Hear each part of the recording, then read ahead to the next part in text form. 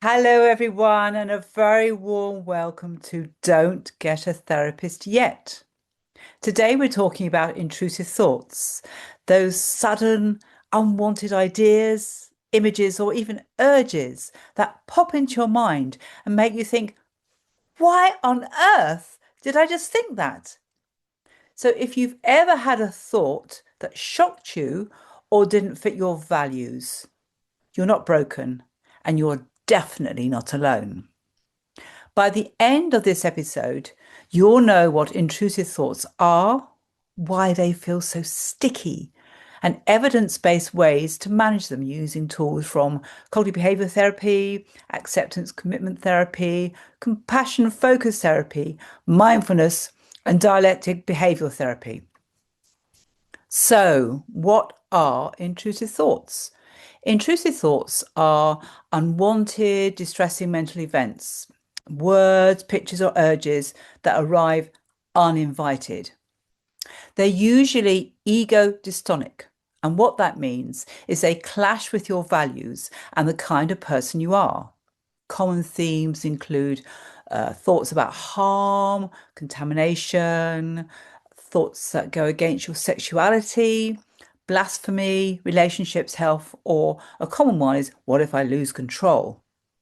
So, a few really important salient points is almost everyone experiences intrusive thoughts. And the problem is, it's the meaning you give to the thought and what you do next determines whether it fades or sticks. The other problem is trying to suppress a thought can make it rebound and feel stronger. So, OCD or obsessive-compulsive disorder, this is very much intrusions, trigger anxiety, and lead to compulsions, which is like a behavior, or mental rituals to feel safe. A mental ritual might be, say, counting, for instance, to sort of like take away the thought or make the thought actually less. PTSD, so their intrusions can be more trauma memories or trauma images or trauma sensations, what you feel in the body. That's actually very, very common. Intrusive thoughts of anxiety and depression. Here you often get a heightened feeling of a threat focus, the fight and flight system, and then negative beliefs about this, what happens about the thought, makes the thought stick around a lot more. It's also very common in perinatal or postnatal periods. So new parents often report this ego-dystonic harm thoughts about the baby. Frightening but common. Awful, isn't it? When you have a lovely newborn baby and you have these awful thoughts. Other intrusive thoughts are part of body dysmorphic, which is actually having a negative view about or distorted view about your body, your image. So, say you've got an ordinary sized nose, but you think in your head it's absolutely enormous. So, you have intrusive thoughts there. Eating problems, health anxiety, loads of intrusive thoughts there. Social anxiety. So, here the intrusions center on either perceived flaws, like you've got this enormous nose, which is this big, illness, health anxiety, you're really got lots of intrusive thoughts about you think you've got cancer is a very common one, or embarrassment. Social anxiety is often about, oh, I'm going to make a fool of myself, I'm going to go red, I'm going to blush, it's going to be absolutely awful, and everybody's going to laugh at me. So, an important distinction in OCD and typical intrusions, thoughts are often unwanted and inconsistent with your values. So thoughts are fixed, believed as true, and not distressing in their mismatch. This can point to different conditions and need specialist assessment. Okay, so what we're looking for is this ego-dystonic. The thoughts distress you. The thoughts give you appraisal about you're this awful person by having them, that you're going mad or something like that. Okay, so why do they become this sticky thought? Sticky means they're very difficult to get rid of. Number one, you have a trigger. So a random thought appears. then it's the appraisal of the thought. Having this thought means I'm either dangerous or I'm immoral or I'm going mad, which I think is an awful thing to think. Because this is appraisal, you get more anxious, your anxiety raises. So therefore you keep checking the thought, or you actually try to avoid the thought, or you ruminate on the thought. It goes round and round and round and round in your mind, or you seek reassurance for somebody, say, am I going mad? Am I going mad? Or you just sort of like ignore it. So the problem with all these things is you can get short-term relief, but the brain learns that the thought was dangerous. So the loop strengthens. So next time you get a thought like that, you go through this same anxiety cycle. The thought action fusion, which is well known in OCD, is thinking the thought is as bad as doing the action. Having the thought makes it more likely that you're going to act on this thought. And also, people with anxiety and OCD, they can't stand uncertainty. They want certainty. GAD is another one where people actually really want certainty. So the belief there is, I must be 100% sure that I won't act on it. Because, if you've got a thought that you're some sort of sex offender, it's very, very, very distressing. So you have this terrible fear then that somehow, even though it's just a thought, and you've got absolutely no way would you ever, ever do something like that. That having the thought makes it more likely it will happen. So you can see how they actually get sticky. So what actually helps? So cognitive behavior therapy, often called CBT. So you name and normalize. You call it what it is. That is an intrusive thought. By labeling it, it reduces shame and it just helps you to disengage from the thought rather than focus on it. So update the appraisal. So swap this thought means I'm bad for my brain served a threat thought. It does not define me. Challenge this thought action fusion. I'm having a thought. Just because I have a thought does not mean that I'm going to act on the thought. Drop behaviors such as neutralizing and seeking reassurance. Notice rituals. So notice if you're checking things. So if you have an intrusive thought from health anxiety, you're constantly checking your body, you're looking for symptoms and signs and everything like that you've got this cancer, or you're repeating phrases saying, I'm healthy, I'm healthy, healthy, healthy, healthy, healthy. You're constantly thinking about the thoughts as well. Okay. And then you need to resist them to teach that your brain is in no real danger. Okay. All right. That's the most important thing if you think about it. Now, in OCD, there is a process called ERP. Now, that stands for exposure and response prevention. Okay. And there's a little step here that I'm going to explain to you. So the first thing is notice what your triggers are, what actually causes this amazing, intensive, intrusive thoughts. Okay, so it could be watching something on telly and suddenly a notice about a pedo comes in, and then you think, oh, here we are, that's me, and you go on this terrible anxiety about it as well. So actually write them all down and label which one is the worst. Often the pedo ones are the worst. So, you could just have a thought about, I'm a bad person. So that might be a lesser one. So the lesser ones are nearer the 0 and the higher ones are nearer the 10. And that's actually a very good skill to learn in lots of different things, just this 0 to 10 listing scale. And then you face the trigger. So you expose yourself to the trigger and then don't respond. Okay, just stay with it and let it go. Okay, and you keep on repeating this. Stay with the discomfort until it rises. It will plateau and then it will fall. So you have to repeat this on a daily basis. Okay, just keep on exposing yourself to that thought and it will go down and down and down. It's important you always start small, and it's always important that you make sure that you feel safe, and also you're very clear about what your values are. So what I mean by values, I mean that, it often happens, this ego-dystonic is really, really important. So when you do a value, you would just go and hug your children, for example, and say that you love them, because this is the worst thought that you're having. Okay, so it's somebody who would never, ever, ever, ever, ever contemplate anything like that. That's really important. So you go and love your children. That might be a value action that you add because you care so much about your children.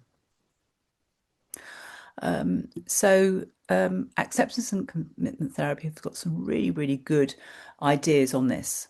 So just to explain what acceptance and commitment therapy is, or ACT for short. So the A stands for willingness.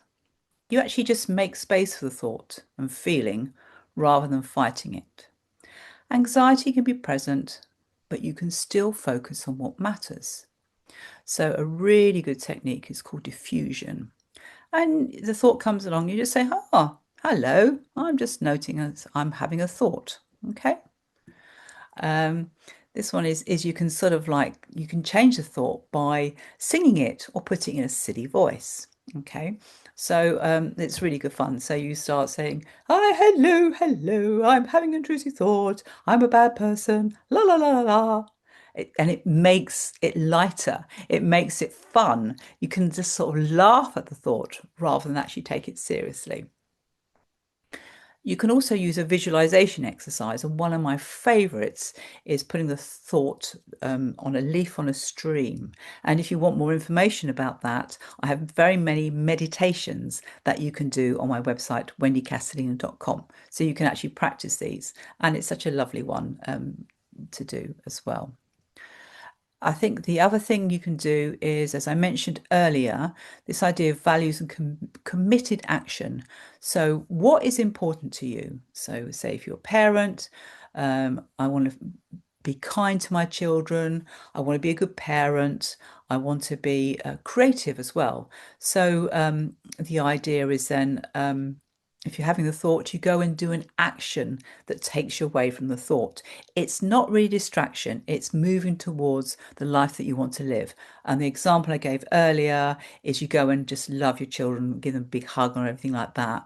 Or maybe you could go and do something creative, is quite good. So if you're musical, you might play an instrument or listen to music as well. Or going into the garden is quite a good one as well, if you like sort of nature, that type of thing. So you're just moving away. You're not fighting the thought. It might still hang around, everything like that. And you just sort of say, oh, thank you. Oh, there it is. Hi. But you're not reacting to it. You don't go into fight or flight. That's the difference as well. And the other one I really like is actually being creative and draw the thought and draw your relationship with the thought. And one thing I quite like doing is a tiny little stick person there at the bottom of a A4 blank page. And then what is your relationship with the thought? And most people have this huge thought which takes up the entire room, which is enormous. Like, because I have a intrusive thoughts, it makes me a bad person. And actually seeing it and actually understanding your relationship can also sort of take away the pressure of it and say, well, why have I got this relationship with this thought? I don't need this relationship with this thought. I'm going to actually just laugh it up and tear up the paper and just say, it's just a thought. So the next set of techniques comes from compassion focused therapy, or CFT for short. And here you have three emotional regulation systems. You have the threat system, which is the fight or flight. You have the drive system, which is really engaging activities and actually getting a dopamine hit. And then you have the green system, which is actually calm and self-soothing. So they have a really, really lovely technique called soothing rhythm breathing. And I also have some information on that. If you want to go to my website, I have that as a meditation. Compassionate self-imagery. There's lots of things you can do around self-imagery. I think it's an absolutely amazing thing. So one is that you can do is imagine a wise, caring person, either of yourself or somebody that you think you care about, or it can be an imaginary person as well. And you almost sort of go to that part of you, imagine them, and what would they say or suggest. So most people will just be, it's just a thought. It's all it is. Okay. And the idea it is imaginary. You're not actually going to the person. So you're sort of learning your own sort of self-reassurance systems, which is different. Another technique is called compassionate letter, which is just lovely. You just write yourself as if you were your own dear friend. And there's something about the writing and making it kind and compassionate, which is really, really important in that as well. And again, if anybody wants any more information on that, I can provide that. There are mindfulness techniques as well. One of the most famous ones is called the RAIN technique. So the R stands for recognize. Yep, here it comes. Here comes intrusive thought now. A, just allow it to be there. I stands for investigate in a light way. Okay, that's interesting. Where do I feel it? Where's the urge? Just engage with it in a very light way. And the last one is nurture. Just remind yourself that it is only a thought. It's not my identity. It's not who I am as a person. The other technique is called the grounding method, which is 5, 4, 3, 2, 1. This is where when you're in the room and you have an intrusive thought, you just go to 5 things that you can see, 4 things that you can hear, 3 things that you can smell, 2 things you can touch, and 1 thing you can taste. And it can be in any order, really. It doesn't really matter what the order is. You just remember the 5, 4, 3, 2, 1. And that's really good at just grounding you in the present moment rather than getting stuck in your head about these thoughts.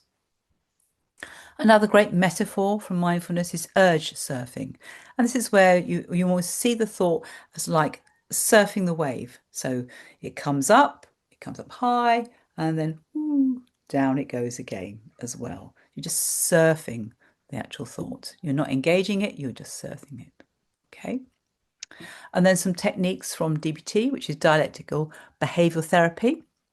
One really, really good one is just say stop. Okay, stop, just like that. And the STOP stands for stop, take a breath. Again, observe the thoughts and urges. And then proceed mindfully with your chosen plans. It's quite similar to the other ones, but I like the fact you just keep telling yourself, stop, stop. It sort of interrupts the thought as well.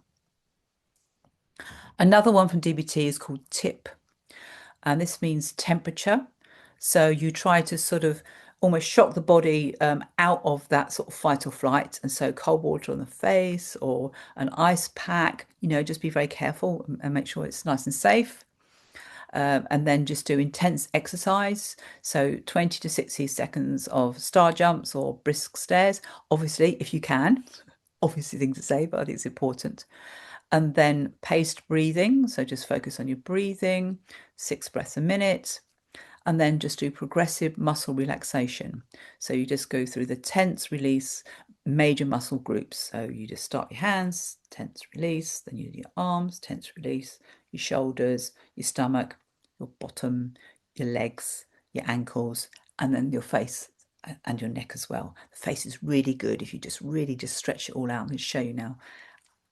I know I look a bit stupid, but I don't really care. I just had an intrusive thought that I look stupid. It might be right, but I don't care. See, oh, this feels so good. Also, the shoulders feel really good. Okay. Opposite action is another DBT skill. So it's a bit like the one example that I gave regarding the parent, because you have a thought, you go and do a value orientated step, like go and hug your child. If it's like something else like health anxiety, maybe what you could do maybe is just go for a mindfulness walk where you just engage yourself in the joy of nature, whatever time of year it is. You just look around, taking the fresh air and everything like that. So you're doing something which is focused on your health, okay, which I think is quite a good thing to do if you've got health anxiety. You just keep on working on doing some health things. Okay, and then distress tolerance. So this is accepts. So you do activities, you contribute to society, You do positive comparisons as well. So you might like be very thankful that you've got health anxiety, very thankful that you have got your health and everything like that. Your emotions, you might try to engage your emotions in, say, watching something funny on YouTube, push it away. Thoughts, count back in sevens as well. So just keep, if you have a thought, just count back. And then sensations, where you're just doing something to sort of soothe your body, like holding a warm mug. So you sort of focus on the warmth of the mug as well. So there's some really good tips there. So just putting it all together then. So this is just an example of how you can do step by step. You don't have to do this, but it just might give you a bit of a plan. Okay, so day one, learn and log. So you just naming the intrusive thought, you have triggers, and you rate the distress. Okay. Day two, you practice diffusion. An example could be, I'm having the thought that ... And you could actually do like a meditation practice, like leaves on a stream. So you just pop the thought on a stream and off you go. A light exposure response prevention, if I can say, ERP. So you just choose one of the easier triggers. Do you remember you actually made a list? So you start with the easier one. You just sort of stay with it for 10 to 20 minutes. You don't respond with rituals, so you don't try to neutralize it. And you just make a note what happened to with anxiety. Day four, do some compassion work. Just practice that soothing rhythm breathing. Okay, they're all free, these meditations. Just go to my website and you can just look it up as well, and maybe write yourself a bit of a compassionate letter. Just be kind to yourself. That's a really, really good one. Another example might be day five. You might do the mindfulness rain exercise. Remember, I mentioned that before. Or you might do the 5, 4, 3, 2, 1. So you ground yourself just in case you get to sort of a very distressing, sticky thought. Day 6, focus on your values. Pick one small value action you've been avoiding and do it with willingness. Okay, so classic example maybe is with social anxiety is, I have no friends, nobody wants to get to know me. Maybe think of a person that you were very good friends with once and take the action, contact that person, just send them a nice text. They might not respond. That's not the plan. We're not going to bother if they don't respond. It's not part of the action, but the action is to reach out to more people and just to be kind as well. And hopefully eventually, if you keep doing that, you're going to get people to respond back, and that's a nice thing, isn't it? But it's not part of the goal. The goal is to do the action. And then day 7 is just to go back on what you've actually done. Think about what actually helped, what did you like, what worked. Maybe consider the ERP, doing a bit more of that gradually, but make sure you do all the compassionate stuff around it as well. Okay, so you're learning to be kind to yourself, and you're learning to take that step back from that intrusive thought and say, it's not part of my identity, it's not who I am. So intrusive thoughts are a brain glitch. They're not a moral verdict. With practice, you can change your relationship with them. Less wrestling, more wise responding. If this episode helped, please share it with someone who needs reassurance today, and check the notes for more printable version. So thank you so much for listening to me. I really, really appreciate it. I hope you found that useful, and please subscribe. Thank you so much.